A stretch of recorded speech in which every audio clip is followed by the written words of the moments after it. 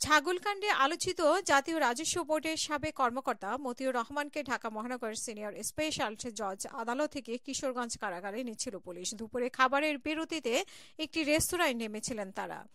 অভিযোগ উঠেছে, পুলিশ সদস্যের উৎকোচ নিয়ে ওই রেস্তোরাঁয় একটি কেবিনে অপর এক ব্যক্তির সঙ্গে মতিউর রহমানের গোপন বৈঠকের সুযোগ করে দেন। গত 12ই আগস্ট দুপুরে নরসিংদীর শিবপুরে উপজেলায় ঢাকা সিলেট মহাসড়কের সৈয়দনগরে নিরালা হাড্ডি নামের এক রেস্তোরাঁয় এ ঘটনা ঘটে। এই ঘটনার সঙ্গে জড়িত থাকা অভিযোগের এক পুলিশ পরিদর্শক সহ 11 জন পুলিশ সদস্যকে চাকরি থেকে সাময়িকভাবে বরখাস্ত করেছে কিশোরগঞ্জ জেলা পুলিশ। শনিবার সন্ধ্যায় কিশোরগঞ্জের পুলিশ সুপার মোহাম্মদ হাসান চৌধুরী স্বাক্ষরিত এক আদেশে 11 পুলিশ সদস্যকে সাময়িকভাবে বরখাস্ত করার বিষয়টি জানানো হয়। এই বিষয়ে পুলিশ সুপার মোহাম্মদ হাসান চৌধুরী বলেন, বিষয়টি জানার পরপরই পুলিশের পক্ষ থেকে 3 সদস্য বিশিষ্ট তদন্ত কমিটি গঠন করা হয়। তদন্ত কমিটি এই ঘটনার সত্যতা পেয়েছে। এর ভিত্তিতে ঘটনায় জড়িত 11 পুলিশ সদস্যকে সাময়িক বরখাস্ত করে পুলিশ লাইন্সে ক্লোজ করা হয়েছে।